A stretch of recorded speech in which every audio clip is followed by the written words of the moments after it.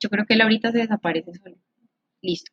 Entonces, dentro de esta, la figura que estamos viendo es la representación, pues, de la prevalencia relativa en cuanto a las conductas suicida y a la ideación, pues, suicida en cuanto a la población joven, que vamos a ver que realmente la mayoría de las conductas suicidas que se presentan, pues, en la comunidad realmente no se presentan a los servicios de urgencias ni a las urgencias, pues, a los servicios clínicos. Vamos a ver que hay un menor porcentaje que sí se presenta, pues, a las consultas, pues ya sea urgencia o algún entorno clínico, y finalmente vemos cómo el suicidio, pues digamos la culminación fatal como tal, tiene un menor porcentaje. Entonces vamos a ver en términos generales cómo el intento suicida, pues realmente es más común que la muerte suicida como tal. Vamos a ver que se presentan generalmente más de 50 intentos suicidas por cada muerte relacionada con esto.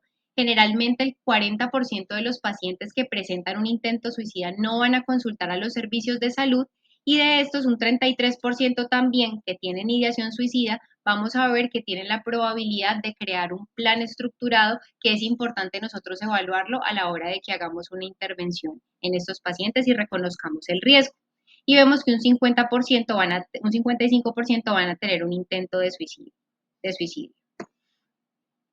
Esta es una tabla que traigo pues a consideración. Fue pues digamos, se evaluaron cuáles fueron las principales causas de mortalidad por diferentes grupos etarios. Vemos pues tanto de la infancia como de la adultez en Estados Unidos para el año 2018, que pues cabe resaltar, digamos, en esta tabla que el suicidio fue la segunda causa de mortalidad en los grupos de lo que fueron pues los adolescentes y incluso pues hasta los 25 a 34 años. Entonces es importante pues nosotros sensibilizarnos pues como pediatras respecto a este tema. Hablando un poco más de epidemiología local, este es uno de los boletines epidemiológicos que se mostraron para el periodo epidemiológico 3 del 2022. Digamos que una de las consideraciones importantes que se hace en este boletín epidemiológico fue cómo la pandemia pues del COVID-19 tuvo un impacto a nivel de la salud mental pues de nuestra población. Y también se identificó que para el 2021 hubo un aumento del 25% de las consultas, tanto por ansiedad como depresión a nivel mundial, pues secundarias a todo lo que fue lo de la pandemia. Y se identificó además que las mujeres y los jóvenes eran los más afectados. ¿Qué podemos resaltar acá? Esta figura nos muestra la incidencia del intento de suicidio, pues para la semana epidemiológica, pues que el periodo epidemiológico que veíamos hasta ese momento, que era el periodo epidemiológico número 3. Vemos cómo normalmente, pues vemos cómo para el año 2020 hubo posterior pues al inicio durante la pandemia, hubo una disminución de todos los casos pues de la incidencia de los intentos suicidas, pues respecto a la comparación con los años previos, que digamos hubo como una disminución pues de la notificación de estos casos que ya posteriormente pues para el 2021 y para el 2022, si vemos acá, pues hubo digamos, nuevamente el comportamiento pues usual que se presenta para estas etapas. Para resaltar aquí en la figura 2 se ve como la incidencia del intento suicida por grupo de edad y de sexo, pues para el año 2018 y 2021. Y aquí lo que quiero resaltar es que miren cómo la población de mujeres, especialmente pues en la población de lo que son o el grupo etario de los adolescentes, tienen una mayor incidencia de este intento de suicidio cuando lo comparamos con, digamos, la totalidad pues de la población y digamos la población masculina. Entonces vemos cómo las tasas de intentos suicidas son más comunes en nuestra población femenina de adolescentes. Bueno, adicionalmente, pues para este boletín se evaluaron también cuáles fueron los factores desencadenantes en el intento de suicidio para este periodo epidemiológico y vemos cómo los problemas familiares tienen una influencia importante para este riesgo y es algo pues que debemos evaluar también al momento de hacer las intervenciones y las valoraciones con un 32.3% de los casos que se presentaron. Adicionalmente, también uno de los factores importantes era el conflicto con una pareja o con una expareja. También vemos cómo los problemas económicos también tienen una influencia y un impacto en el desarrollo pues, de presentar un intento suicida. También los problemas, digamos, escolares y educativos, principalmente pues en nuestra población, digamos, de niños y adolescentes. Y algo también importante tener en cuenta, que pues es uno de, digamos, del porcentaje más bajo, pero que vamos a ver ahora también, cómo el suicidio de algún familiar o un amigo también puede tener algún tipo de impacto en un paciente. ¿Listo? Algo también importante pues, tener en cuenta es que se encontró que la ideación suicida persistente en una persona es un factor de riesgo que se asocia también con mayor proporción en todas las edades. ¿Listo? Y que a partir de los 60 años sí ya predominaba como causa asociada una comorbilidad o algún trastorno psiquiátrico concomitante. De estas comorbilidades vemos como el trastorno depresivo pues tiene, digamos, un porcentaje significativo de más o menos un 32.7% para este año del 2021 al 2022. Acá también se evaluaron cuáles fueron los mecanismos de intento suicida, digamos, más frecuentemente y algo para resaltar, que lo vamos a ver también en uno de los boletines pues, epidemiológicos más recientes, son las intoxicaciones. Se ha encontrado que las intoxicaciones, digamos que son una de las formas con las que más usualmente pues consultan estos pacientes a los servicios de urgencias y es algo que usualmente pues vemos en el día a día en nuestro servicio de urgencias pues con nuestra población adolescente.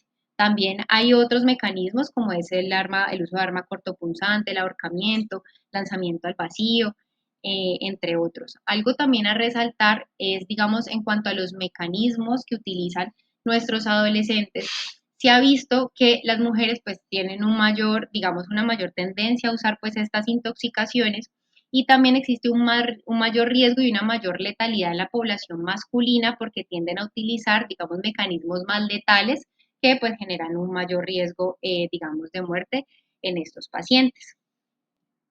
Vamos a ver entonces, este es pues, uno de los boletines relacionados ya directamente del intento suicida con el comportamiento de las intoxicaciones agudas por sustancias químicas. Esto fue para la semana epidemiológica 32 del 2022, más o menos fue para septiembre del año pasado. Entonces, ¿qué podemos ver? Pues esta tabla la traigo a colación porque es el comportamiento que se evidenció de las intoxicaciones que se asociaban a esta intencionalidad suicida. ¿Qué podemos resaltar?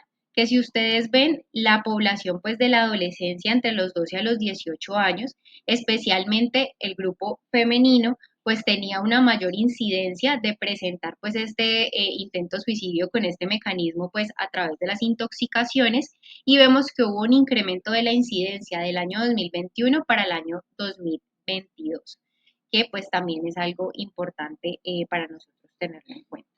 Y si lo comparamos la población femenina respecto a masculina, miren cómo predomina pues en cuanto a este mecanismo.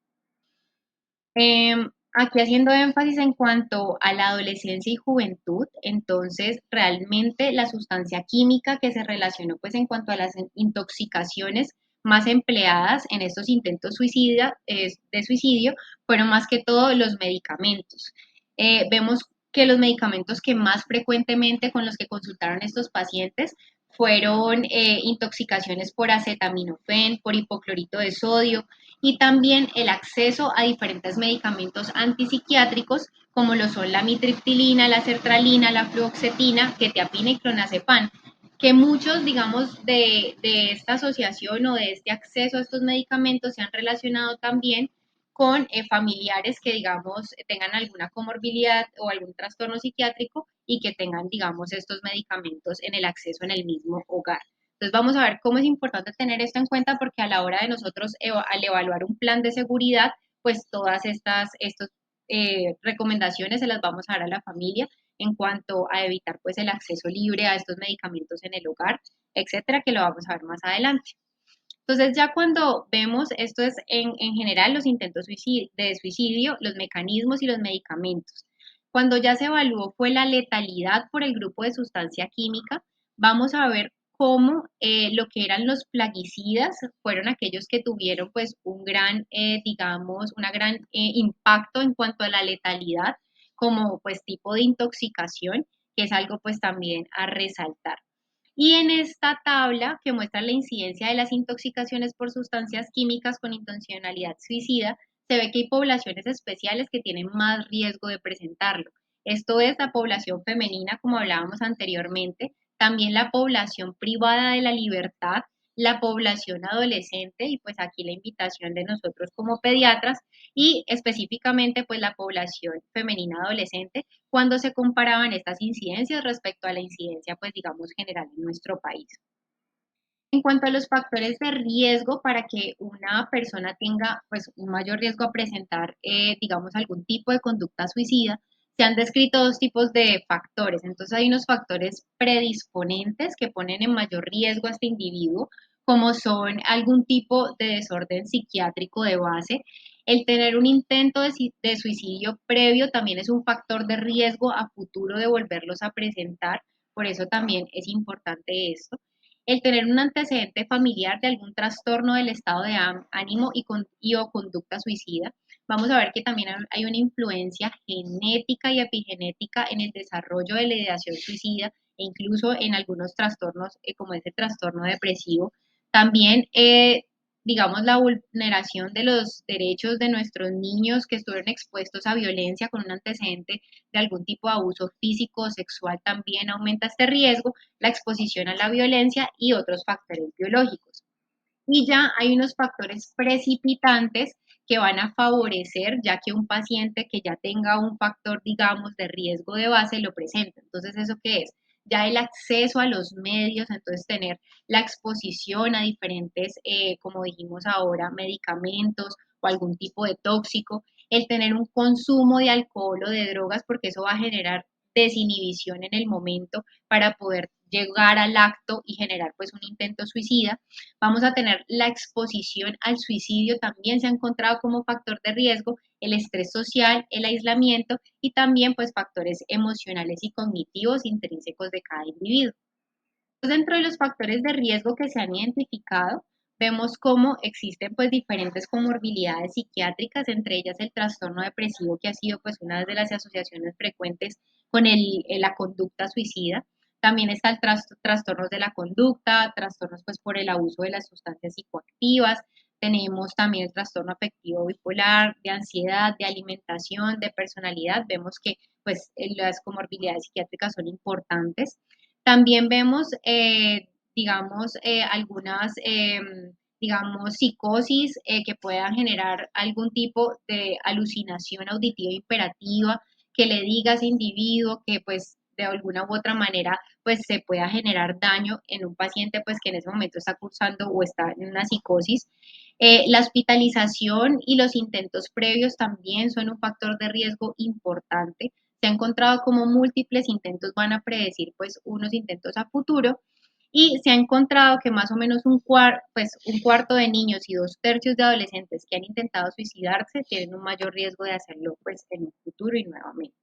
Como les mencioné, la adversidad infantil, vamos a ver que esto va a generar también unos cambios a nivel de la neurobiología y del neurodesarrollo de nuestros niños que los puede predisponer también a tener pues trastornos depresivos de la conducta a largo plazo. La muerte de un padre, la criminalidad en los padres, un hogar monoparental, una inestabilidad residencial también puede favorecer este riesgo. Los antecedentes de los abusos, como les mencioné anteriormente, y algo muy importante es la exposición a la violencia, entre ellas pues a nivel escolar, digamos, problemas relacionados en cuanto al bullying, el acoso repetido, una violencia de tipo física, verbal o exclusión, pues también es importante. Los antecedentes familiares, ya les había mencionado ese aspecto y cómo el consumo de sustancias y de alcohol pues tiene ese efecto desinhibidor que puede aumentar pues el riesgo de esta conducta suicida. Incluso en algunos estudios o cuando se hacen, digamos, las evaluaciones pues ya post-mortem de algunos pues cadáveres que se han realizado la culminación pues fatal o el suicidio, se ha encontrado que un 25 o un 46% pueden tener algún tipo de sustancia pues psicoactiva o de alcohol pues en su organismo. Y vemos que es importante también los otros factores, como les hablaba, del acceso a medios, accesos a armas de fuego, el estrés social, la orientación sexual también, la baja autoestima, tener una mayor impulsividad y pues el contagio suicida que vamos a ver pues más adelante en qué consiste. Entonces, en cuanto, bueno, a lo del contagio suicida se ha visto o se ha encontrado una asociación o un incremento en el riesgo de los pacientes en un 5% pues, de los pacientes que presentan suicidios en Estados Unidos. Vamos a ver que, como les mencionaba, pues en cuanto a los adolescentes, por su mismo neurodesarrollo en ese momento, pues son más vulnerables, digamos, a la lectura de algún relato de otro suicidio, pues y más si está en ese momento, pues cursando con alguna dificultad a nivel emocional. También cuando hay deficiencia de habilidades de afrontamiento puede presentarse este mayor riesgo. Aquí traigo pues a colación, digamos, algunas noticias que han salido en los últimos años de cómo las redes sociales también han tenido un impacto, digamos, en la ideación o incluso la conducta y la culminación pues fatal del suicidio. Este es el caso de una adolescente de 13 años, como la vemos pues acá, una niña británica, una adolescente británica, que sus padres pues un día la encontraron pues se había suicidado en su hogar. Cuando ellos se evaluaron o se preguntaron qué fue lo que sucedió, el padre se sentó en el computador de su casa y lo que hizo fue buscar qué era lo que la niña o la adolescente frecuentemente veía en esas redes sociales. Y se encontró cómo en diferentes pues, plataformas, entre ellas Pinterest, tenía o seguía diferentes páginas relacionadas con depresión y suicidio, que incluso le daba tips de cómo ella ocultar, digamos, esa depresión frente a su familia y pues finalmente hasta que se presentó la culminación. Este es otro caso también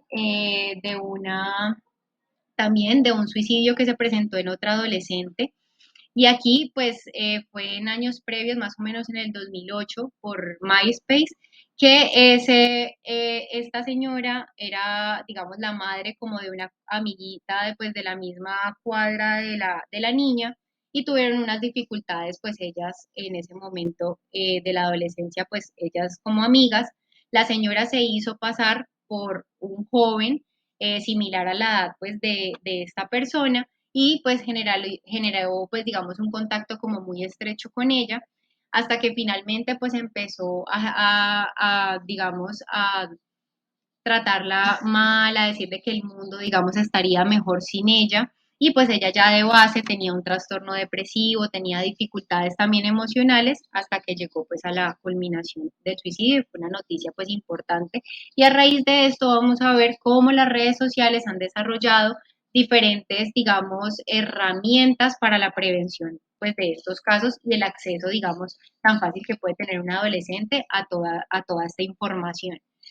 También existen una serie de factores emocionales y cognitivos, entonces el tener pues un futuro negativo, sin esperanza, que no hay más circunstancias, digamos, diferentes, una solución diferente a la muerte, porque digamos que el suicidio en ese momento es como un intento desesperado pues de encontrar una solución a lo que se está viviendo y a la problemática que está viviendo ese paciente. Entonces no hay otras opciones para, digamos, encontrar otras soluciones. Y aquí pues voy a hacer, digamos, vamos a hacer como una breve introducción o recordar pues un poco el trastorno depresivo por la asociación que tiene pues con la conducta suicida. Vamos a ver que el trastorno depresivo pues es uno de los trastornos del estado de ánimo que va a estar, digamos, constituido por diferentes síntomas en los que van a predominar el tipo afectivo. También vamos a encontrar que a encontrar en estos pacientes pues también síntomas de tipo cognitivo o físico. Vamos a ver que realmente la depresión en los niños y en los adolescentes es común, pero no las identificamos frecuentemente porque los síntomas no necesariamente son los mismos que vamos a ver en un adulto. Un adolescente, por ejemplo, puede estar depresivo, puede estar en un estado de depresión, pero su manifestación inicial va a ser la irritabilidad y puede pasarse por desapercibido, por ejemplo, o el aislamiento en cuanto a su entorno. Vamos a ver que esta es una también de las principales causas de morbilidad y mortalidad en etapas tempranas.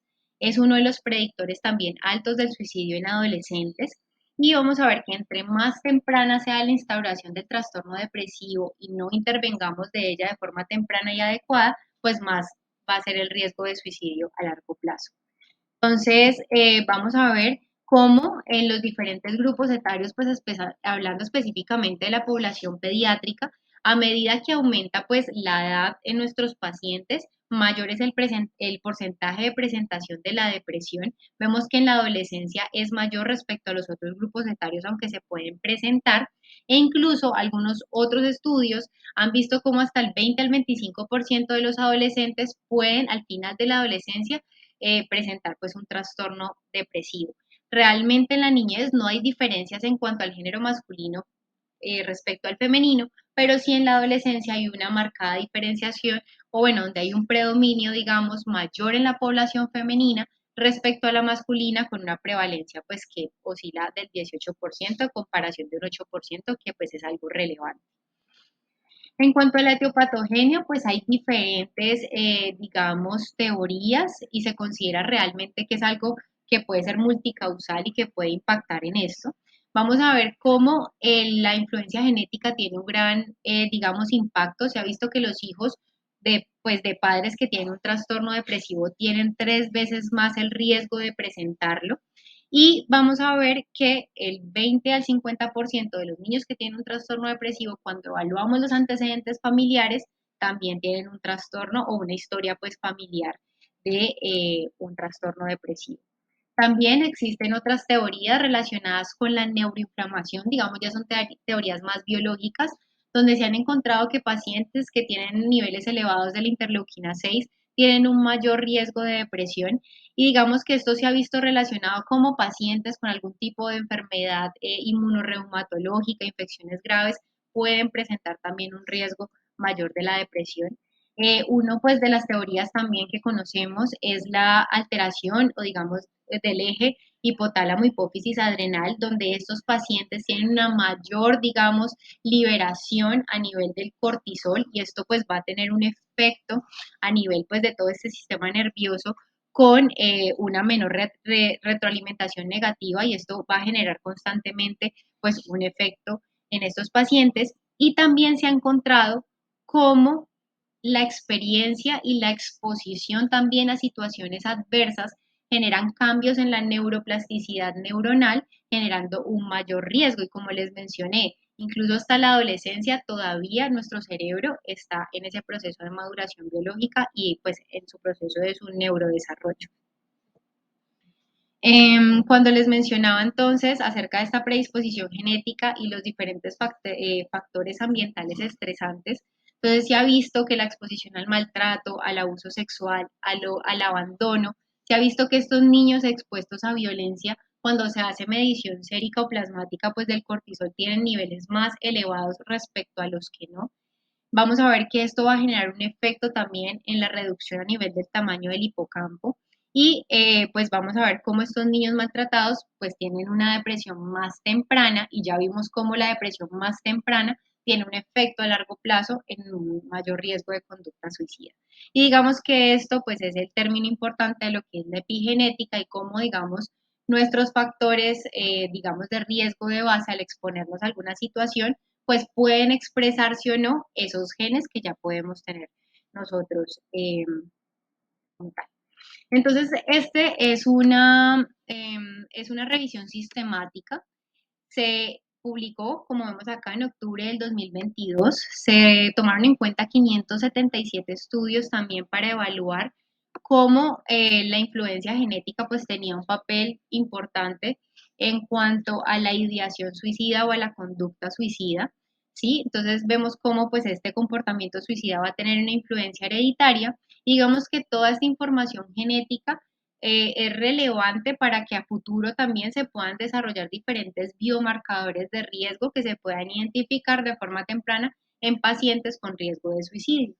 Entonces vemos pues que se realizó como tal, se realizó una secuenciación del genoma de pacientes que presentaban toda esta conducta suicida, y vamos a ver cómo se han encontrado múltiples polimorfismos asociados con esto. Dentro de ellas, unos, digamos, de los que más se han asociado son las variantes en este gen, FKBP5, que hay diferentes polimorfismos relacionados con este gen, y se ha encontrado que en específico este tipo se ha asociado pues con un riesgo significativo de comportamiento pues suicida en la población general. Y pues traigo a colación esta tabla, aunque realmente son muchos más los polimorfismos que se han asociado genéticamente, digamos, con un mayor riesgo de esta conducta suicida, pero realmente pues se necesitan como más estudios y más validación para tomar como en cuenta esta asociación pues fuerte entre esta influencia genética y los resultados pues en cuanto al riesgo suicida. En cuanto a las manifestaciones clínicas que nosotros debemos identificar en un adolescente que puede hacernos sospechar de que esté cursando con un trastorno depresivo, están las conductas pues de riesgo marcadas que podamos identificar en ellos, que sean pacientes también negativistas, disociales, que tengan un abuso de sustancias psicoactivas o consumo de alcohol por el riesgo desinhibitorio que hablábamos. La irritabilidad y la agresividad es una forma también común de expresión pues de la depresión en los adolescentes, el aislamiento, el poco autocuidado, también la desesperanza, la anedonia, la autoimagen deteriorada, alteraciones también en el sueño con hipersomnia o incluso insomnio, la hiporexia y pues aquí viene dentro de las manifestaciones la ideación suicida o las conductas autolesivas y por eso pues lo traemos a colación. Es importante que nosotros nos empecemos a sensibilizar porque incluso desde, digamos, la atención primaria en salud, como médicos generales también, como pediatras, podemos identificar estos pacientes con riesgo mayor suicida. Entonces, se han desarrollado, digamos, diferentes test que podemos implementar a los adolescentes. Este incluso es el PHQ-9 que fue modificado para los adolescentes, en los cuales nosotros vamos a desarrollar en una consulta, incluso como les mencionaba, de atención primaria, diferentes preguntas relacionadas con digamos, el riesgo que puede tener este paciente de tener una depresión mayor. Entonces vamos a ver que le vamos a preguntar cómo se ha sentido este paciente las últimas 2 semanas relacionado pues con toda esta sintomatología y estas preguntas y de acuerdo pues a la presencia o no de estos síntomas vamos a dar un puntaje que al sumarlo y este es mayor a 10 pues hay una probabilidad de depresión mayor. ¿Qué traigo a colación? Que dentro de este, digamos, screening podemos preguntar o está la pregunta de si tiene pensamientos de que si estaría pues muerto sería mejor para él o si ha pensado incluso lastimarse de alguna manera. Y ya vamos a tener en cuenta esto porque es importante preguntar directamente por la ideación suicida. No está mal hacerlo y el hecho de preguntarlo realmente no se ha encontrado una asociación de que el que lo preguntemos genere en esa persona un impacto de desarrollar la ideación suicida. Es algo que nosotros debemos preguntar siempre que valoremos a estos pacientes. Entonces, esta es una preocupación, como les mencionaba, pero realmente la evidencia no respalda, pues, de que preguntar por el suicidio provoque ideas suicidas. Entonces, algunas maneras o digamos algunas formas en las que podemos hacer estas preguntas puede ser, ¿alguna vez has pensado en morir? ¿Con qué frecuencia lo haces? ¿Qué crees que puede suceder cuando mueras? Si alguna vez ha deseado estar muerto o no, porque uno puede tener ideas de muerte e ideas pues de suicidio como tal, de hacerse un daño a uno mismo, o simplemente pensar en que preferiría estar muerto y pues digamos el mundo estaría mejor. Si ha tenido, digamos, algún pensamiento acerca de hacerse daño y si ha intentado, pues, como tal, suicidarse. Realmente, pues, se debe evitar disuadir al niño o al adolescente respecto, pues, al que hablar de esto, pues, sea algo malo, sea un tabú. Realmente esto, pues, se debe dejar de lado.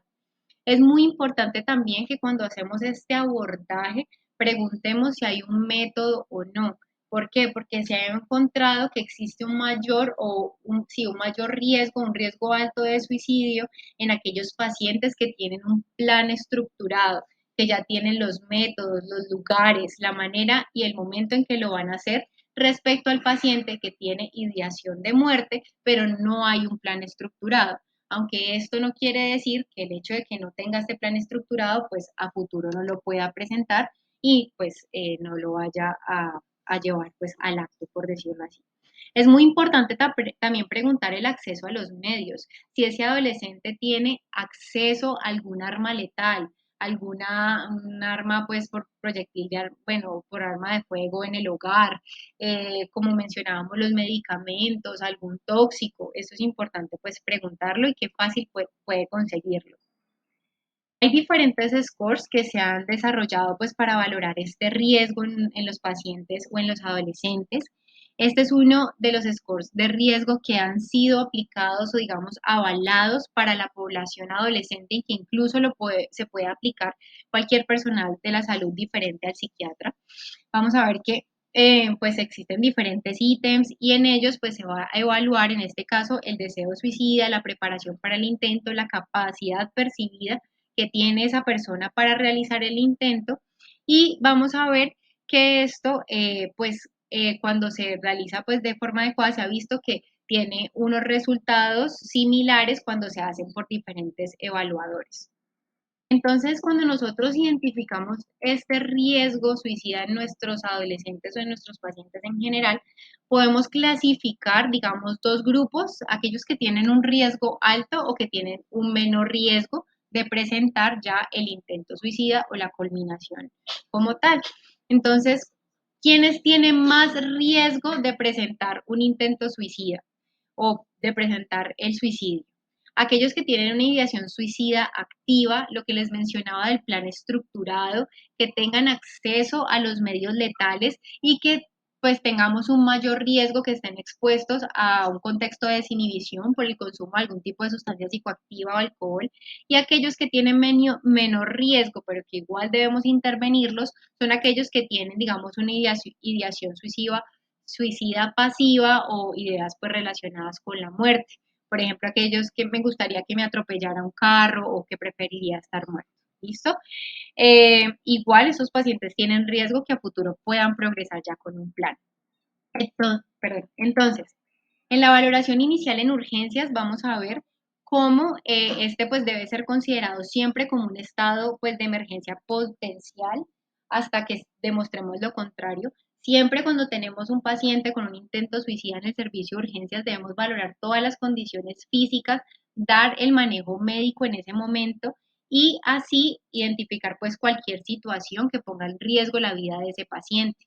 Eso lo vamos pues, hacer a través de la medición pues, de los signos vitales, cómo está el nivel de conciencia, de orientación de nuestro paciente. Muy importante también recordar los toxidromos teniendo en cuenta la epidemiología y la asociación con las intoxicaciones en estos casos.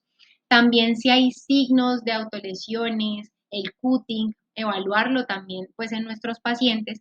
Si hay algún antecedente de algún tipo de desencadenante o precipitante, como un abuso físico o sexual, el abuso de sustancias alguna enfermedad médica general. Entonces, siempre cuando tenemos un paciente con un intento suicida en el servicio de urgencias o que llega por ideación suicida, debemos realmente generar un entorno lo más seguro para nuestros pacientes.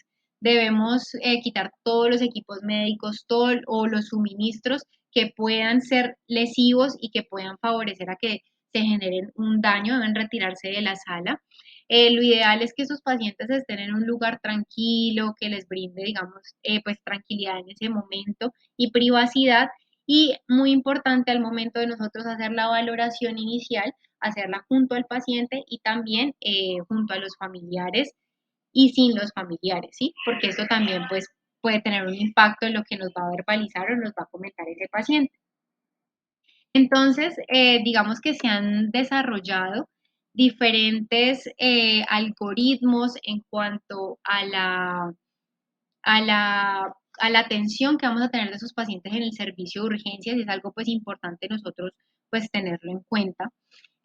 Vamos a ver cómo cuando un paciente se presenta en el servicio de urgencias, pues realmente lo que primero nos debemos preguntar es si ese paciente pues está médicamente en condiciones para dar respuesta o no a las preguntas que vamos a, a intervenir o de qué manera vamos a intervenir. Entonces, una de las, digamos, alternativas o de, digamos, los screening que podemos utilizar en el servicio de urgencias, por ejemplo, pues ha sido avalado, fue desarrollado por el Instituto Nacional de Salud Mental a nivel, pues, de Estados Unidos. Vamos a ver cómo Se utilizan diferentes preguntas que podemos desarrollar o preguntarle pues a nuestro paciente en ese momento. Si en las últimas semanas pues, ha deseado estar muerto, si en las últimas también semanas tiene, digamos, o ha sentido que la familia podría estar mejor sin él. También si ha pensado, ha tenido pensamientos en cuanto a hacerse daño a sí mismo, ¿sí? O si ha hecho, pues, digamos, algún intento por hacerse daño a sí mismo. Si es así, es importante pues preguntar cuáles son pues esos pensamientos y de acuerdo pues a la respuesta o a este screening inicial pues vamos a continuar digamos en cuanto al algoritmo. Entonces, si aquel paciente pues nos responde de forma positiva a las siguientes preguntas, pues tenemos un paciente con riesgo de tener pues una conducta suicida. Entonces ahí pues debemos ampliar, digamos, o hacer una intervención mayor, una, digamos, una entrevista en la que vamos a evaluar diferentes aspectos. Pues no les voy a leer todo esto, digamos que en general lo que debemos nosotros como médicos es pues brindar como ese entorno de confianza en ese momento, de que no estamos, digamos, juzgando, sino que estamos brindando una ayuda en ese momento a ese paciente. Como les mencionaba, muy importante preguntar en ese momento de la intervención sobre el plan suicida y también digamos, los comportamientos previos que ha tenido este adolescente que se pueden preguntar pues directamente a él o incluso a su familia si ha identificado algún cambio en su comportamiento o si ellos han sospechado que este paciente tiene algún tipo de conducta suicida. Entonces vemos también cómo tenemos que evaluar también por diferentes síntomas, por lo que mencionábamos anteriormente, algunas comorbilidades que podemos encontrar con trastornos depresivos, de ansiedad, también la impulsividad que se pueden presentar, la irritabilidad y el uso de alcohol, y algo también muy importante porque es de lo que va a depender también de las decisiones de si un paciente se le va a dar manejo ambulatorio o no, aunque esto pues lo debe definir realmente el equipo de salud mental, es cuál es la red de apoyo de ese adolescente o de esa pues persona que acude a ustedes. Entonces es muy importante evaluar cuál es la red de apoyo familiar, también la red de amigos, de que se genere un plan de seguridad donde nosotros estemos seguros de que va a estar en un entorno sin tener pues una exposición a un riesgo de acceder, por ejemplo, a un arma letal. Y finalmente, pues de acuerdo a toda esta evaluación, se va a determinar si el paciente pues va a requerir una hospitalización en una unidad de salud mental o si inicialmente, pues de acuerdo al estado clínico que nos llegó, pues requiere una estabilización médica pues por parte de nosotros eh, como pediatras. Entonces, ¿qué hacer? Primero, tener en cuenta que cualquier persona que nos transmita, ya sea un amigo, un familiar o un paciente que tenga un plan de que o que tiene un riesgo de alguna autolesión, eso inmediatamente es indicación de romper la confidencialidad. Y eso es algo también pues como importante tenerlo en nuestra vida diaria, de que siempre que nos expresen eso, se debe romper la confidencialidad y tomar pues todas las medidas necesarias. Como les mencioné, entonces, de acuerdo al riesgo, vamos a valorar si este paciente puede ser manejado de forma ambulatoria o pues por fuera de la hospitalización. Entonces, aquellos pacientes que tienen una ideación suicida, pues que no es, digamos, se expresa frecuentemente, que digamos, si ya realizó un intento suicida, ese gesto suicida no haya tenido digamos, una letalidad alta, que veamos que tenga una red de apoyo de soporte importante. Entonces, de ahí podría considerarse el tratamiento ambulatorio, pero siempre se debe hacer un plan de seguridad y un seguimiento en salud mental, siempre indicando reconsulta al servicio de urgencias en caso de que esta ideación pues, suicida aumente o que se presente un intento. Ya aquellos pacientes que tienen esa ideación suicida aumentada, que tenga un gesto suicida de alta letalidad, pues en esos pacientes y que tampoco tengan red de apoyo, sí le debemos dar tratamiento de forma intrahospitalaria y de acuerdo a la estabilidad médica, pues se va a depender si en una unidad de pediatría hasta que se estabilice o en una unidad pues de psiquiatría y de salud mental. Dentro del abordaje pues inicial, vamos a ver que los laboratorios van a ser individualizados de acuerdo al contexto en el que acuda nuestro paciente, las circunstancias del intento, si hubo o no digamos, uso de algún tipo de sustancia psicoactiva, solicitar pues los tóxicos en orina, si hay problemas médicos confusos que puedan desencadenar un estado o una ideación suicida, digamos, el cursar con un embarazo o una enfermedad de transmisión sexual y pues buscar, digamos, organicidad dentro de esto. Entonces hacer pues como les mencionaba, pues hacer las pruebas toxicológicas de drogas de abuso en orina, también evaluar la función hepática, renal, las pruebas de función tiroidea. Y esto pues digamos que es como un resumen rápido en cuanto a los diferentes toxídromos con los cuales nos pueden llegar nuestros pacientes al servicio de urgencias. Entonces tenemos por ejemplo el toxídromo colinérgico que puede ser desencadenado por la exposición a diferentes insecticidas como lo son los organofosforados, los carbamatos, que van a generar pues un síndrome colinérgico con bradicardia, hipotensión, bradipnea o incluso taquipnea. El estado mental puede estar normal, deprimido, usualmente encontramos las pupilas mióticas y vamos a ver que la sudoración está aumentada. En cuanto al toxídromo, por ejemplo, anticolinérgico, entonces vamos a ver que va a ser, digamos, secundario desencadenado por la exposición, por ejemplo, antidepresivos tricíclicos, a la atropina o incluso antihistamínicos, y estos pues pueden generarnos, por otro lado, hipertermia, taquicardia, hipertensión, taquipnea, vemos que es un poco pues contrario a lo que mencionábamos anteriormente, los pacientes pueden estar en estado de delirium, agitación, con midriasis y generalmente pues son pacientes que no tienen una sudoración pues presente. El toxídromo opioide también es pues frecuente que lo encontremos.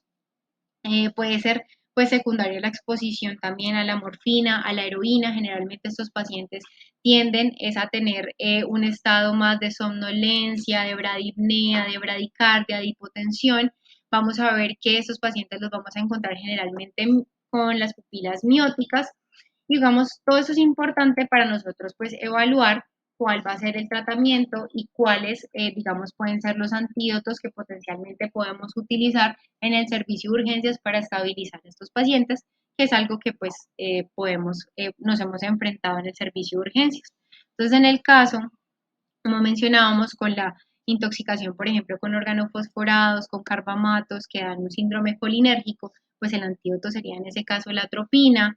En el caso de la intoxicación con acetaminofén, como veíamos que son uno de los medicamentos más usualmente pues utilizados por nuestros adolescentes en nuestro país, pues el antídoto es la N-acetilcisteína y pues aquí traigo a colación pues los diferentes que podemos tener en cuenta y en el servicio de urgencias. Siempre, pues en el momento de la valoración de nuestros pacientes, evaluar sobre estigmas de maltrato físico, si hay algún tipo, digamos, de lesión tipo patrón que nos haga sugerir esto, o tener hematomas en diferentes estadios, también nos puede hacer sugerirlo. Entonces es muy importante evaluarlo. Y también si tenemos algún síntoma o pues sospecha de algún tipo de violencia sexual. Criterios de hospitalización, intento suicida, pues con un método altamente letal, como les mencionaba. Aquello, pues que digamos, dentro de su plan tuvo algún paso que evitó, pues, la detección. Aquel paciente que no tenga, pues, digamos, como esa capacidad de discutir en el momento, pues, respecto al suicidio, que esto puede ser, pues, complejo. También que no tengamos un seguimiento apropiado y que veamos que no hay un poco apoyo social y si hay alguna comorbilidad pues psiquiátrica que en ese momento esté descompensada. En cuanto al seguimiento ambulatorio, entonces es muy importante todo el equipo de apoyo y desarrollar el plan de seguridad de forma ambulatoria, siempre establecer todas las señales de advertencia, las estrategias de afrontamiento, también brindarle a ese paciente líneas de comunicación de atención en suicidio para que el momento en que ese paciente lo requiera, siempre retirar del entorno en aquel paciente pues que tiene este riesgo y que ya está en su hogar cualquier arma letal o medicamento de su acceso y siempre brindar el seguimiento en salud mental. Entonces, digamos, pues que estas son como las diferentes estrategias que les mencionaba, pues anteriormente. Es muy importante también que dentro del entorno en que esté expuesto y si logramos identificar un desencadenante de algún tipo, digamos, de relación o conflicto familiar, pues lo ideal es sacar a esa persona de ese entorno que pueda generarle pues un riesgo posterior a tener una conducta suicida. También es muy importante pues dentro, digamos, de la psicoterapia y de largo plazo, reevaluar con esa persona cuáles son sus intenciones o sus razones para vivir. También las actividades, digamos, que generen distracción, que se encuentren, digamos, con personas que le generen, digamos, satisfacción a ese paciente y que puedan favorecer, pues, distraerse y de toda esta situación que está viviendo. También técnicas de relajación, de actividad física y es muy importante también dentro del manejo brindar pues todo el acceso a los profesionales que puedan brindar algún tipo de apoyo. Dentro de los principios generales de la psicoterapia en este contexto, siempre es importante abordar pues las interacciones familiares, ya vemos cómo el entorno familiar es uno de los factores desencadenantes, aumentar este apoyo también tanto familiar como no familiar, pues trabajar en el abandono del consumo de alcohol o de sustancias de abuso de sustancias eh, psicoactivas y algo muy importante siempre cuando recurra pues a alguna crisis, intervenir rápidamente. Entonces, digamos, dentro de lo que ha mostrado la evidencia en cuanto a las terapias que han tenido mayor efecto, está la terapia conductual dialéctica, pues para la intención suicida y la conducta suicida. Se ha visto que, digamos, estos pacientes o un 50% de jóvenes pueden tener una remisión de esas autolesiones al final del tratamiento y se basa, pues, digamos, en los cambios del comportamiento en estos pacientes. También, este es otro tipo, digamos, de psicoterapia o de tratamiento que se ha hecho breve y grupal en el que se interviene no solo al paciente, sino también a su familia, ¿sí? Incluso intervienen diferentes psicoterapeutas este proceso, digamos, y lo que se busca es generar mayores habilidades conductuales en estos pacientes y también intervenir en su familia para favorecer pues el apego entre ellos. Esto pues se ha visto que tiene prevención de futuras autolesiones y de ideación suicida y se ha encontrado pues que hay disminución de la ansiedad, de la depresión y del estrés en estos pacientes. Muy importante, como les mencionaba, también trabajar en el trauma o la exposición, digamos, a largo plazo que tenga algún paciente respecto a alguna situación adversa. Y digamos que en cuanto a la terapia farmacológica, pues no voy a ahondar mucho aquí porque realmente lo que se ha visto es que si hay, digamos, algún trastorno de base asociado, se maneje, digamos, ese trastorno. Aquí hablando un poco de los antidepresivos, realmente en cuanto al tratamiento agudo de ese niño o adolescente suicida, pues no se ha visto que tenga un papel pues importante. Siempre, como les digo, digamos que la farmacoterapia va dirigida al trastorno psiquiátrico subyacente también que tenga este paciente. En caso de depresión mayor, se ha hablado pues de los inhibidores selectivos de la recaptación de serotonina, que incluso para el año 2004 la FDA generó una advertencia donde se habló de que si, o una controversia, que si los antidepresivos aumentaban o no el riesgo de intento suicida. Pero realmente lo que se ha visto pues en los últimos años y en los consensos y estudios, se ha visto que es mayor el riesgo de que un paciente esté sin manejo del que requiere que el recibirlo y que pues se pueda aumentar estos intentos suicidas o esta ideación suicida. Digamos que esto es como una tabla en la que se resume los diferentes estudios en cuanto al tratamiento de la depresión en niños y adolescentes para el año 2020. Realmente, se ha encontrado que en los niños, por ejemplo, en los adolescentes, digamos que en cuanto a la farmacoterapia y la psicoterapia en diferentes metalálisis, se ha visto que la fluoxetina, que es uno de los inhibidores selectivos de la recaptación de serotonina solo o en combinación, por ejemplo, con la terapia cognitivo-conductual, es efectiva. Mm, También se ha visto cómo la terapia familiar, como veíamos anteriormente, puede tener un efecto, digamos, positivo a largo plazo, pero cuando se evalúa, digamos, a largo plazo o al año no se ha visto como diferencias realmente significativas a largo plazo. Digamos que en cuanto a tratamientos de depresión pues resistente o refractaria al manejo, incluso se han hecho estudios, incluso hasta pues en la población adulta y ahora pues en la población de adolescentes en donde incluso el manejo con la ketamina podría disminuir en algunos pacientes en un 38% pues esta depresión mayor, pero pues digamos que esto ya va dirigido como tal al manejo ya más de salud mental. Entonces, en la prevención, pues es muy importante los programas de prevención pues de suicidio en las escuelas, capacitar pues a nuestros adolescentes para reconocer la depresión en ellos y en los demás y pues realmente en todos los grupos etarios. También brindar estrategias de afrontamiento adaptativo y también la búsqueda de ayuda en caso tal de que se necesite. También es muy importante pues capacitar a los médicos de atención primaria para poder identificar este riesgo. Entonces, por ejemplo, esta es como una de las estrategias que ha utilizado la Organización Panamericana de la Salud, dirigida a los adolescentes, donde se da, digamos, respuesta a algunos mitos que se tienen en cuanto al suicidio. Entonces, por ejemplo, uno de los mitos que se encuentra frecuentemente, pues diariamente, es que aquellos quienes hablan del suicidio o lo expresan frecuentemente no tienen la intención de cometerlo, sino que aquellos pues que no mencionan nada son los que pues tienen mayor riesgo. Realmente esto es falso.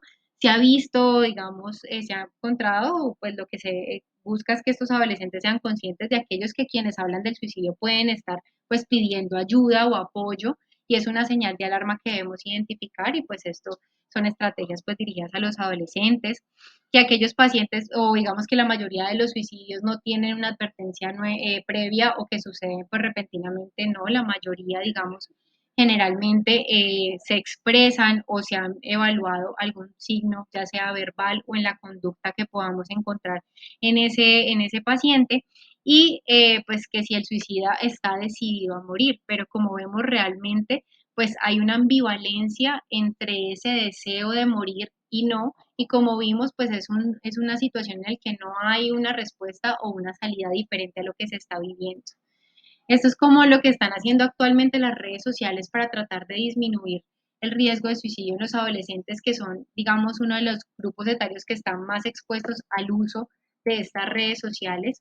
Entonces, como les mostré en esas historias, en esas noticias anteriores, eso tuvo un impacto pues mediático a nivel mundial y pues en el uso de estas redes que incluso han llevado a que cuando se busca, digamos en los términos de búsqueda que nosotros hacemos en una red social como Instagram, por ejemplo, este lo hice yo, puse depresión y lo que me apareció en Instagram me preguntaba, ¿podemos ayudarte? Si yo le daba recibir ayuda, me daba la opción de si quería hablar con un amigo o hablar con un voluntario de una línea de ayuda que está ahí. Yo le di pues hablar con un voluntario de línea de ayuda e inmediatamente me abrió como este acceso a esta fundación, que es una aquí de Colombia, donde nos pide a nosotros o nos pregunta que si queremos pues ser parte del apoyo pues a esta fundación o realmente si yo necesito ayuda y la estoy buscando, pues yo le di ahí para ver realmente qué era lo que pues ellos pueden, digamos, brindar y te comunican con una línea de una persona que está, digamos, o diferentes personas 24/7 para estos pacientes adolescentes. Esta, por ejemplo, lo busqué también en TikTok, puse suicidio y me salió también esta pues digamos, este resultado, no estás solo, si pues estoy pasando por un momento difícil, pues que siempre hay ayuda disponible y también incluso conecta con el Instituto Colombiano de Bienestar Familiar o pues otras de las fundaciones. Esta es la fundación, generó como un, digamos, informe de cuáles redes sociales, digamos, más frecuentemente buscaron ayuda ahí. Facebook fue, digamos, una de las que más encontró esta ayuda en un 36%, también a través de correo electrónico, de llamadas o Instagram, como vemos. Y miren que algo muy, pues, digamos, a resaltar, vemos cómo los menores de 15 años son los que más usualmente, pues, pueden buscar estas herramientas y también la población, pues, de adulta joven. Y acá pues están como los diferentes meses en que más se buscaron pues estas ayudas. Y pues sabemos que hay un Día Mundial de la Prevención del Suicidio, que es el 10 de septiembre, y esta es la línea pues de atención en salud mental en nuestro Valle del Cauca para tenerla en cuenta. Y ya, eso es todo.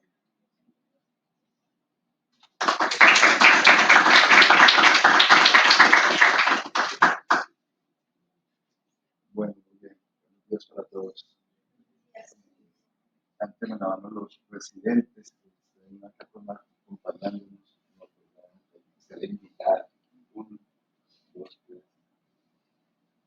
6, 28, 20. Excelente charla, excelente, un tema muy complejo, los regimos de urgencias, es una problemática constante de urgencias, no de ahora, de siempre. Sin embargo, en los últimos años hemos visto diariamente la gran cantidad de niños y niñas que se ven comprometidos o en este tipo de situaciones y circunstancias tan complejas. Y exponerlo es mucho más fácil que abordarlo.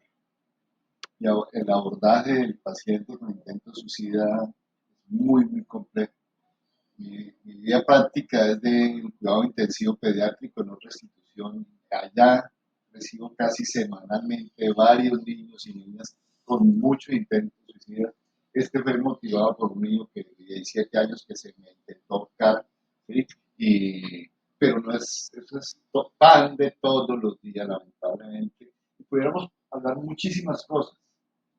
La invitación de Pediatría de Urgencias, de nosotros, de Carlos y de personas, de la Organa, es motivarlos a hablar de estos temas, porque nosotros tenemos que prepararnos como médicos generales, como pediatras, ¿sí? Como educadores, como padres de familia, como hermanos, como tíos, porque esto es un tema que nos cumbia absolutamente a todos. Y a veces lo que hacemos es solamente ponerle interconsulta psiquiatría y lavarnos las manos y poner al paciente por ahí en un rincón y ni siquiera tener la delicadeza. Por ejemplo, a mí se me viene ocurriendo viendo la charla que pues, aprendemos siempre y muchas gracias por la charla. Eh, Muy bien, estuvo muy, muy buena, muy completa. ¿Sí? Y por ejemplo, muchas veces ponemos los niños al lado de todos y hablamos que ayer estábamos con una niña intoxicada y todo, delante de todo el mundo hablando, y ahí nos dicen hay que tener un espacio solita, respetar su privacidad. Bueno, hay muchas cosas que podemos empezar a Mejorar. implementar y mejorar nosotros en el servicio de pediatría de urgencias. Uno pudiera hablar muchísimas cosas, pero pues aquí hay una invitada, la doctora residente de pediatría, lamentablemente los profes no pudieron, de psiquiatría, perdón. Eh, entonces, doctora, pues usted es la invitada, compártanos su experiencia, no sé si nos quiere decir algunas cosas, o si alguno de los profes, pues los residentes quieren compartir algo. Bueno, estuvo muy buena la charla, me gustó bastante. De pronto, adicional a lo que nos decía la doctora, creo que es muy importante en las consultas, ¿sí? La parte de educación emocional, ¿sí? Tanto a padres como a niños o adolescentes, ¿sí? En el sentido de que tenemos allí varios matices, ¿sí? Uno, las personas que no saben identificar bien sus emociones tienen más propensión a cometer actos de autoagresión, ya sea con finalidad suicida o sin finalidad suicida. Entonces, el solo hecho de enseñarles a ponerle un nombre a esa emoción, a eso que ellos están sintiendo, que tal vez muchas veces los padres tampoco saben, ¿sí? Y por eso no se lo enseñan a sus hijos, ¿sí? Nos va a actuar como un factor protector. Por otro lado, como sabemos y como nos decía la doctora, los procesos de mielinización, aunque comienzan en la etapa prenatal, realmente terminan hasta los veintitantos de años, ¿sí? O sea que en los adolescentes muchas veces tenemos que aún no han acabado el proceso de mielinización frontal. Sabemos que el frontal es el que nos va a ayudar a la parte de control ejecutivo, de planeación, de control de impulsos. Entonces, por ende, si yo no he acabado de mielinizar mi parte frontal, pues voy a ser alguien más impulsivo, ¿sí? Y si le sumamos a eso los rasgos de personalidad o todas las situaciones que nos comentó la doctora, ¿sí? El hecho de yo poder verbalizar en lugar de actuar marca una gran diferencia, ¿sí? Entonces, a lo que debemos invitar tanto a los adolescentes como a los padres es a favorecer esa verbalización, ¿sí? Para poder detectar las cosas tempranamente. Y aunque todas las herramientas que nos mostró la doctora son muy importantes, son ayudas, ¿sí? Lo más importante es lo que hablamos con el paciente, lo que él nos dice, esto lo cansado, no sabía qué hacer, estaba triste, estaba con dolor, ¿sí? Y la idea es, aunque es una situación muy delicada, tampoco la idea es como alarmarnos y asustarnos, ¿sí? Sobre todo en el contexto intrahospitalario, ellos suelen ser muy sinceros y si uno les pregunta, ¿en el hospital usted piensa matarse? ¿Y cómo lo haría?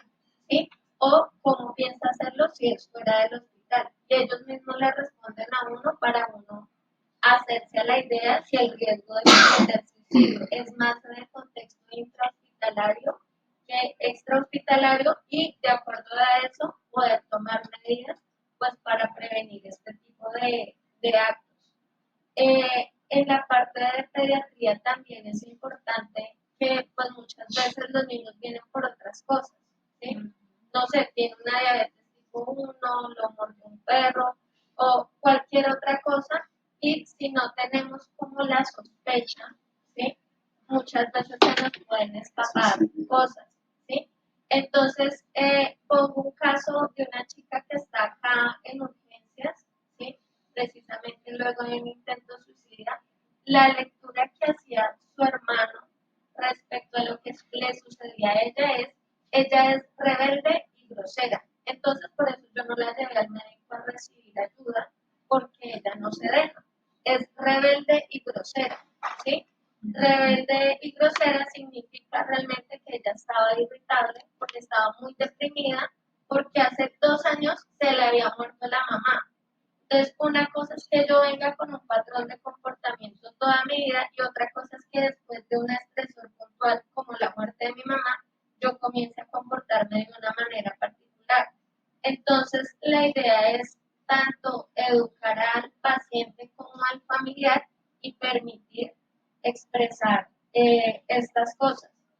En los casos que podemos mandar a la casa, muchas veces la red de apoyo puede ser un gran aliado, ¿sí? Y la idea es educar a ese papá, a esa mamá, a esa persona que está pendiente de, ella me dijo que iba a hacer tal cosa, hacerlo incluso delante del paciente, ¿sí? Vamos a hacer tales controles, vamos a hacer esto.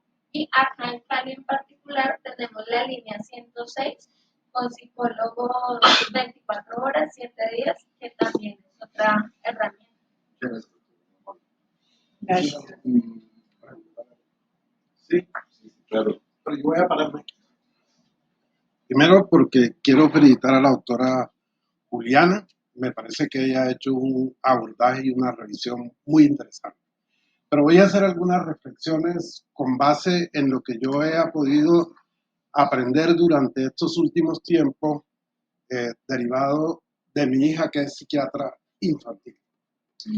Juliana abordó el tema del suicidio desde el punto de vista de los adolescentes y pediatría. Yo creo que el suicidio en los adolescentes es totalmente diferente al suicidio en los adultos, porque si bien es cierto, la falta de información tiene algún peso en los pacientes adolescentes, en los pacientes adultos es totalmente diferente. Voy a hacer referencia a algunos autores y algunos intelectuales del mundo que han defendido y definido el suicidio como una posibilidad de vida para los seres humanos y resolver sus dificultades. Voy a hacer referente a Albert Camus, uno de los escritores más famosos existencialistas en el mundo, un argentino que vivió su vida en Francia y que escribió mucho del suicidio y lo defendió a ultranza. De Virginia Woolf, una escritora americana famosísima, también se suicidó. Y hay algunos escritores colombianos, por ejemplo, como la poeta Bonet, que escribe sobre el suicidio con base en una experiencia vivida por ella, su hijo, un arquitecto que tenía una esquizofrenia, se suicida en Nueva York tirándose de un 9º piso y ella escribe un libro famosísimo, hermoso el libro, que se llama Cuando las cosas no tienen nombre, parece que es el nombre del libro. Pero voy a hacer referencia específicamente a un médico vallecaucano, egresado de esta universidad, que tuvo una experiencia durísima y que hace 5 años estuvo en una charla que mi hija dictó en esta universidad sobre el suicidio y nos hicimos amigos. Y en esa amistad, en ese diálogo que estuvimos tomando un tinto abajo en una cafetería que hay abajo, lo invitamos a tomarnos un café y él aceptó la invitación al café. La invitación fue el día jueves y el día viernes nos reunimos en el apartamento con mi hija y estuvimos hasta las 5 de la mañana hablando con la mamá y el papá, y hablamos en la reunión. Voy a contar esto porque le voy a hacer una pregunta, doctora, con base en esto. Hasta las 5 de la mañana hablamos de cine, hablamos de literatura, escuchamos música y nunca hubo una palabra sobre el suicidio ni sobre la situación que ellos habían vivido. Pero a las 5 de la mañana, intempestivamente, la mamá se para y le hace una pregunta a mi hija, que quiero que usted nos ilustre sobre esto un poco. Yo sé más o menos la respuesta, doctora, pero me parece importante porque el suicidio tiene muchos matices y el suicidio es un acto complejo y yo felicito a la doctora porque se atrevió a abordar este tema desde el punto de vista de la pediatría. Incluso creo que aquí dentro del servicio de pediatría es fundamental que las 24 horas del día pediatría contara con el apoyo de psiquiatría, porque les comento que en la Fundación Valle del Lili, donde hay 4 o 5 psiquiatras infantiles, permanentemente ellos son el apoyo para este tipo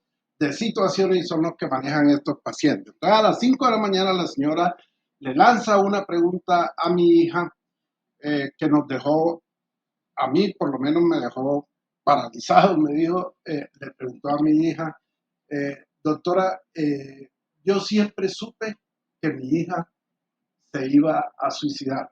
Y el día que se suicidó, en el momento en que ejecuta el acto, yo sentí un relax.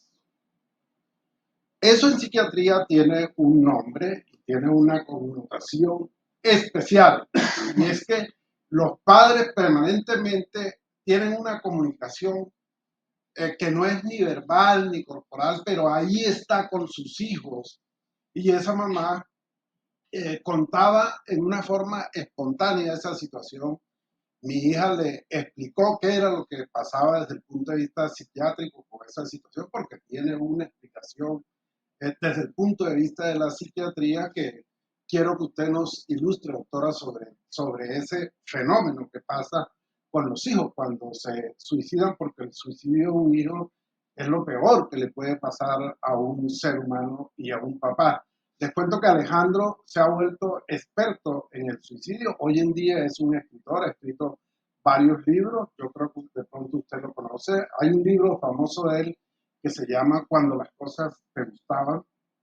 La portada es un zapatico con la mano de la niña, y habla todo el libro del suicidio de su hija de 15 añitos. Entonces, doctora, me gustaría que nos contara. Después escribe otro libro también del suicidio y narra en el libro Nos tomamos un café, y cuenta esa experiencia sobre la pregunta que ellos abordan con la psiquiatra eh, en ese diálogo que tuvimos esa noche. Entonces sí me gustaría, doctora, que nos contara qué pasa con ese fenómeno. Eh, yo considero que el suicidio, no sé, yo creo, como Albert Camus, que muchas personas optan por el suicidio cuando se sienten tan acorralados en la vida que no hay una salida diferente a esa opción. No sé qué opina usted, qué opina el doctor Mauricio de Oro. Posiblemente tiene una postura un poco diferente a la mía, pero yo en esto sí considero que uno tiene que ser abierto a todas las posibilidades de la mente del ser humano, porque es un fenómeno bastante complejo donde hay elementos bioquímicos, epigenética, como la planteó la doctora. Y quería decir finalmente, siempre que hay un suicidio en los niños, está acompañado de unos padres también muy inapropiados, muy ausentes, muy poco funcionantes en el hogar. Bueno, No fue reto, ¿no? creo que allí hay como varias aristas, ¿sí? En lo que plantea el doctor, ¿sí? Por un lado, digamos que hay diferentes tipos de suicidio, ¿sí? Está el suicidio que es asociado, por ejemplo, a una enfermedad mental, el que se desarrolla, digamos, de forma impulsiva. Hay otros suicidios que pueden darse incluso en el contexto cultural. eh, por ejemplo, un medio de protesta, ¿sí? Realizar un suicidio para manifestar o decir algo a la sociedad. ¿Sí? Hay diversas causas por las que se puede abordar, digamos, el fin para el que fue utilizado esto. ¿Sí? Por otro lado, ¿sí? Está la carga familiar, ¿sí? Que no solo se da en el suicidio consumado, ¿sí? Sino incluso antes. ¿Sí? Antes del suicidio, sobre todo si está asociado a intentos de suicidio previos, ¿sí? O a una enfermedad mental, ¿sí? Está la carga de este cuidador de lo llevo a urgencias, pido permiso en el trabajo, entro en la UCI, tantas hospitalizaciones, le hicieron tantos tratamientos, ¿sí? Y las creencias que puede haber pues, alrededor de todo este manejo. ¿Sí? En general, los padres o los familiares pueden tener la sensación que genera carga de si yo hubiera hecho algo, si yo hubiera preguntado, si hubiera hecho algo diferente, o si es el caso, por ejemplo, de un papá o una mamá, fui un mal papá o una mala mamá, ¿sí? Y este es el resultado, ¿sí? Y aunque como nos dice el doctor, hay casos que son bastante frecuentes en los que hay disfunciones familiares, que los papás de por sí tienen un trastorno mental que a veces no está bien tratado y va a repercutir obviamente en que este niño crezca, digamos, con unas falencias, adversidades, deficiencias en su cuidado y va a implicar esto. También hay casos en los que puede haber, por ejemplo, predisposición genética, que se trata de un hogar bien consolidado, de unos padres preocupados, en los que sencillamente se cometió un acto suicida de forma impulsiva. ¿Sí? Por el comentario de la señora de este caso específico, intuyo que ella estaba presintiendo que su hijo estaba sufriendo, ¿sí? No sé si en el contexto exacto de una enfermedad mental, ¿sí? O en el contexto de una enfermedad física, ¿sí? Y percibió pues que había descansado su hijo y por ende ella sintió como esta sensación de comportarse. ¿Sí? En general, nuestro rol como médicos, ¿sí? Es tratar de desculpabilizar un poco, ¿sí? A estos papás, a estos familiares o estos cuidadores para permitirles ajustarse a este rol, ¿sí? Y tal vez tener algunos ajustes que nos permitan llevar las cosas de una mejor manera, ¿sí? Ya las falencias que hubo en el pasado, pues no nos vamos a poder devolver en el tiempo para cambiarlas, ¿sí? Pero lo que sí podemos hacer es incidir desde el momento que tenga contacto con nosotros para darnos cuenta, bueno, es el papá que necesita tratamiento o el niño o los dos, los dirijo, les recomiendo, les educo, pues para poder facilitar, digamos, el proceso. Muy bien, doctora, muchas gracias. Quiero cerrar con una pregunta únicamente, que no tiene que ver y no tiene que ver. Por ejemplo, ¿cuántos residentes de psiquiatría ingresan anualmente al programa de psiquiatría de la Universidad de Valle? 4. ¿Y cuántos necesita la sociedad y los residentes del país? Yo creo que ¿Por qué hay la pregunta? no sé. ¿Por qué la pregunta? ¿Sí? ¿Por qué la pregunta? Porque realmente estamos como universidad pública respondiéndole a esa sociedad con el número de profesionales, ¿sí? Pertinentes, porque busque una cita con psiquiatría y qué difícil es. ¿Sí? Debe ser una preocupación de nuestras directivas, de la sociedad, en formarnos en este tipo de temas. Yo intensivista y para mí a veces es mucho más fácil, a uno le gusta más que le llegue un niño, un choque séptico por un neumococo, un estafilococo, que un niño con un intento suicida. ¿Por qué? Porque no tenemos las herramientas, las herramientas profesionales, técnicas para poder abordar de una manera integral. ¿Sí? Bueno, muy bien, muchas gracias, felicitaciones, María Juliana, como siempre, excelente su charla. Desayuno y todo, y la comunicación. Bueno, pues, mañana. Muy bien. Linda. Juliana, muy buena. Muy buena charla. Pero ahí le metió cositas que le di, ¿no? Ahí le metí desde epigenética, papá. Me gustó. Otra cosa Y le metió lo de redes sociales, que no me le había metido en la de redes sociales, y le obligué a que le metieran la de redes sociales. Y se metió, o sea, encontró cosas interesantes. Sí.